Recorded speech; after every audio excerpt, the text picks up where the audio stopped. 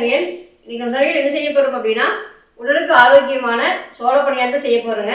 வாங்க எப்படி செய்யலான்னு பார்க்கலாம். இன்றைக்கி சோள பணியாரம் செய்ய போகிறேங்க.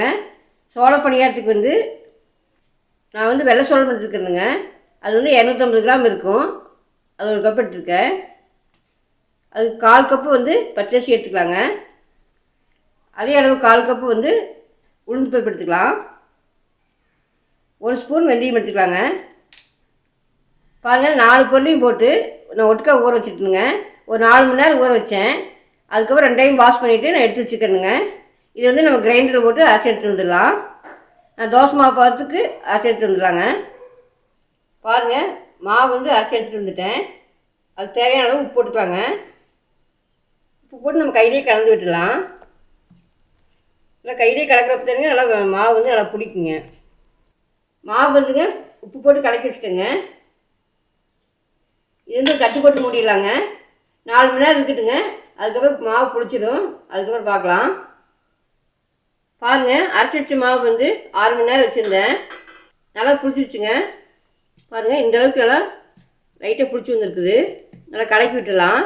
பாருங்கள், இந்த மாவு தேவையான அளவு எடுத்து வெளியே வச்சுட்டு மீதி பிச்சுக்கு வச்சுக்கலாங்க. இதுக்கு வெங்காயமெல்லாம் போட்டு ஒரு தாளிப்பு கொடுத்துடலாங்க. அதுக்கு வடச்சட்டி ஒன்று வச்சுருக்கேன். அடுப்பில் எண்ணெய் 2 டேபிள் ஸ்பூன் ஊற்றிக்கிறேனுங்க. கடுகு போட்டுக்கலாம். கடுகு கொதிச்சுங்க, கடலைப்பருப்பு போட்டுக்கலாம்.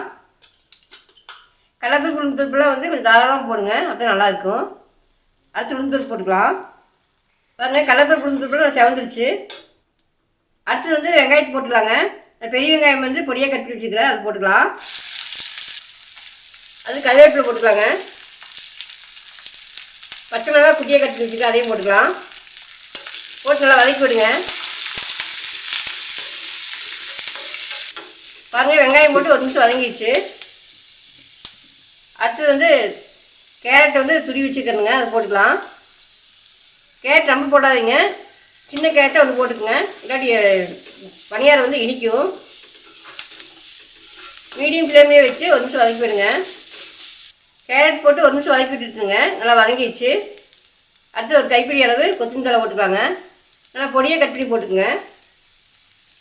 போட்டு 1 நிமிஷம் கட்டி விடலாம். பாருங்கள், வெங்காயம் கேரட்டு எல்லாம் போட்டு நல்லா வதங்கிடுச்சுங்க. நீ அடுப்பு ஆஃப் பண்ணிடலாங்க. வதக்கின வெங்காயத்தை மாவு கொட்டிடலாங்க.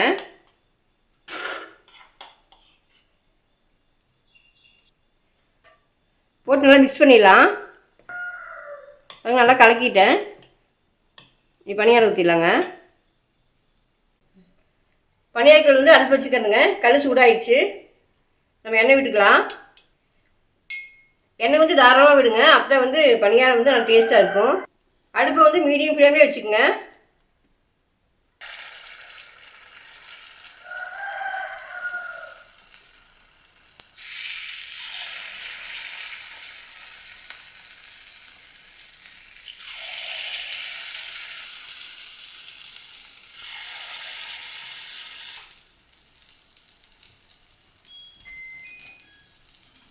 பாருங்கள், பணியாரம் வெந்துருச்சு. தீ போட்டுடலாம்.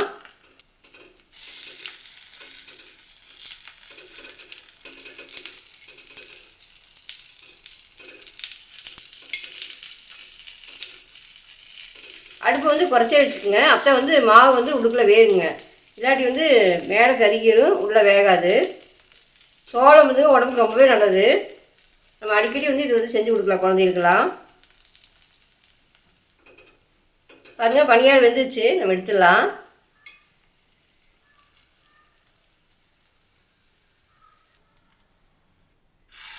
இதே மாதிரி ஒரு பணியாரமாக ஊற்றி எடுத்துக்காங்க.